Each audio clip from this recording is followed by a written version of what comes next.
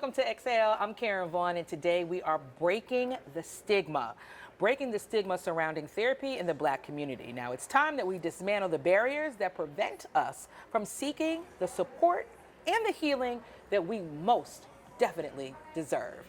I'm joined here by Dr. Sigrid Elston, and we're just going to jump right into it. How can we create a safe space where women of color can feel comfortable in letting go, sharing our emotions without fear or without judgment?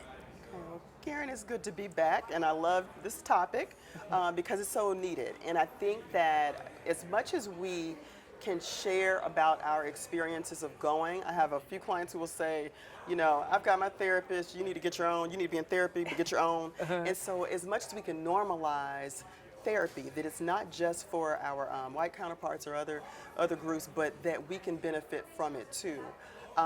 Another piece is sharing resources. If there's a therapist or a group who's worked well with you or your children or sibling or someone you know or are close to, sharing the referrals and resources of those companies, of those therapists is huge, because as much as you know, we can come together and say, well, girl, I didn't know you were going through that. You went to therapy? I went to therapy too, but I was scared to say anything. Yeah. You know, and I didn't really like it, but I want to try it again.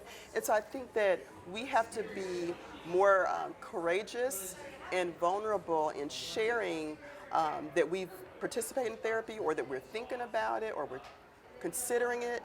And that way we can make sure that others know it's something you can do. It can be affordable. You can find somebody who you connect with.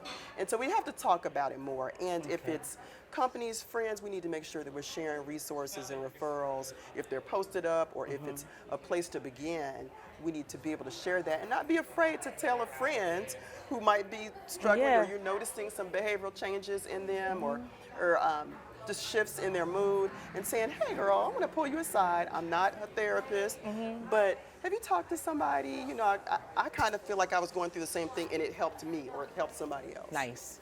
Now, I like that approach, because that was my next question. How do you approach someone when you see those signs? Maybe they'll be open to it, perhaps not. You know, how do you go about doing that? Just one place that I always think of is the salon. Yes. Because the salon is the place where we really do let down our hair and our emotions. It's one of the safe spaces, or first safe spaces, that I felt comfortable, like kind of like sharing some things, but you know, you never know who's under the dryer. But long story short, who's connected to who? Yeah, who's connected to who, but how do we help each other in that moment, right? What are some other approaches that we can use to help our sister friends? Well, you know, if the sister friends come in the form of patients or colleagues, I would tell you, I have quite a few therapists, salon, massage therapists, hairstylists. If it's pediatricians or general practitioners who will say, they'll give me a call and say, hey, I got some clients who are coming in. I don't know what to do. I don't have that kind of time to refer them out. But to say, hey, you know, I noticed that, you know, your mood is kind of shifted, and I wonder, like, what are your thoughts about it? Because I would want to help you, but I don't want to do you wrong or steer you the wrong way by not giving you what you need.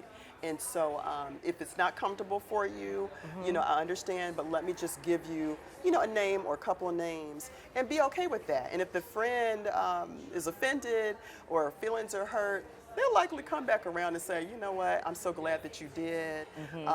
Or if they're stuck, they're probably not ready, you know, and then and being okay with that, giving them some space. One thing about us is we're storytellers. Yes. We could tell a story. And in sharing that story of the who, the what, the why, the entertainment news, right?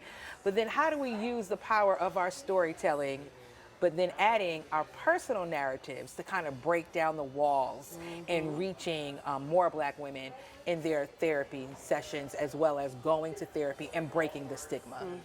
Well, I would say a couple different ways that kind of come to mind is there is a theoretical approach that is called narrative therapy, that I think is great in therapy with individuals of different or more diverse ethnic backgrounds, because once the foundation is set, that you're not educating, but you're kind of educating me about you. And so not your whole culture, not everybody who's from this particular region, but you're sharing highlighting some personal experiences that that resonated with you and stand out. It doesn't have to be the negative stuff or all bad type of occurrences or traumatic ones, but even the ones that were meaningful, because oftentimes those are what a lot of individuals are missing and craving or wishing that they had. I think about music, poetry, so some of the other ways. Oh, wow. Music, I love Erykah Badu, I love Jill Scott, love Prince. When you hear someone testifying in a way, you can often tell. Like, some people will make a post and say, if you think that my posts are about me, then you got it wrong. But a lot of these songs, it's either them directly or someone close to them. And they often connect with people because it's very real. It's very much a real experience. So I do think that even in friendships, through song, through dance, through therapy, even being able to disclose a little bit. I'll share, one of my areas is fertility challenges. And so I will even share, like, yes, my family, we experienced that too. Some therapists would say you shouldn't self-disclose, but I know with people who look like me, it helps some because we're so closed about certain topics. I don't want to talk about it because it makes me feel like I'm less of a woman. I'm not living up to the expectation or the family name. And so some individuals will hold back, but once they see somebody who looks like them, it's like, wait, you went through that too.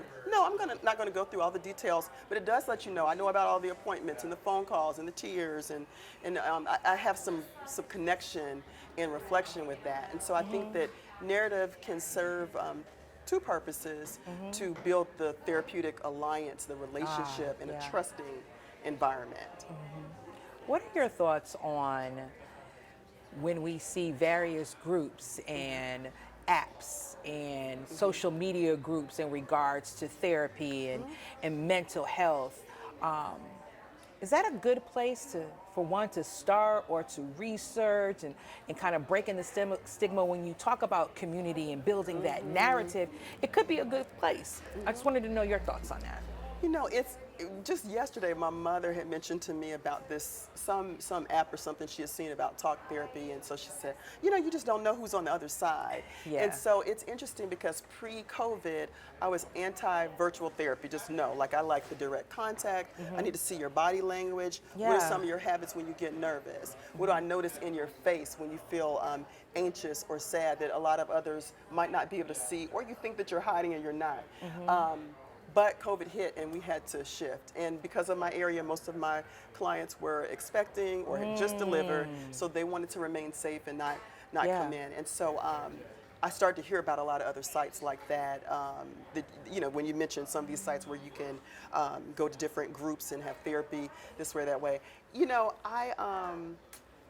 I think they can be good or like an entry point, but there are a lot of groups or group chats that can help someone feel more connected and less alone. So I think you have to do it with caution, because some individuals, I would say maybe the adolescent population, are sometimes kind of clinging to particular groups, and that can feed them with ideas that might not be healthy for them. So I think it's always great if someone's going to look into that they have some parameters around how much, how far, how much do they get consumed with it. We don't have control all the time over all the different sites that our children might go to and things like that, but I do think it's important to pay attention to different sides. And it does, like I said, normalize some of the experiences, and might say, okay, well, this person in this group said that they started with the group therapy. And so that might feel a little less intimidating if I'm in a group and I'm not the only one who's the main focus. That can be an entryway to, I think, individual therapy by going through some of the groups online, social media, or group therapy, group counseling type of environments. Do you think that they've helped, especially during COVID, to the introduction of therapy? Yes, I do. I think it did make it easier, because a lot of individuals probably felt like, I don't know how I could get to therapy, how I can get to a particular location, how can I make it work? Will I have this kind of time off from work, or between children, or studying, or whatever? And so I do think that that time period did shift how we see things, and a lot of these different programs or organizations kind of developed from that. I would be hesitant just because I'm like, I don't know, what was your training, or where'd you train, or who'd you train with, and what'd you do, and what are your real lived experiences that help me feel like I can trust that you can help me. And so I do understand the apprehension about it, but I do think it can be a gateway. So, why this field for you? Why this field? Oh, well, you know what? I actually started my journey and wanted to become a psychologist when I was 13. And I had Wow. watched this movie, The Burning Bed, and it was about a woman who was married, had 3 children. Farrah Fawcett. Farrah Fawcett. Yes! You know what I'm saying? This is like 86 or 87, something Yes. like that. Okay. And so, so she was being abused by her husband. And I was like, wow, every place she goes for help, No one listened. no one was listening. And it broke my heart. It was very much the opposite of how I was raised in my environment. My parents both educated, college educated individuals who were working. But I thought, wow, this is a white woman who cannot get help. And so I thought, oh, isn't this interesting? And so to me at that point, I saw her go to different social service offices, and it was like, well, why didn't you leave? Or why can't you just go? Where's your family? Why are you in it so long? And so I realized they were re-victimizing her and blaming her for being in the situation or staying in it. And I thought, I got to do something for different groups to help them become unstuck, you know, in disadvantaged groups. And that is where it started when I was 13, and it has definitely been a passion for me, and domestic violence in particular, not my experience, but from that movie with Farrah Fawcett, Mayor Soul Rest was where it all started. Yeah. Well, God gave you your purpose early on in life. Thank you. Yes, I do believe that is so. My name, Sigrid, means beautiful counselor. Wow. And my dad named me, so I don't know if he saw something that I did not see, but I received it. And we receive it as well. Thank you. Well, thank you for helping us break the stigma. Oh, I'm glad to be here. And if one wanted to connect with you, how can we reach you? Yes, you can reach me at diversecounseling.org or 317-835-9204. Or from yours truly, Ms. Karen Vaughn would definitely be able to find me in order to provide you with resources for help. Again, thank you for being here. We appreciate you so much. My pleasure. Thank you. You're welcome. And thank you for watching. Thank you for listening. Remember to exhale and be well.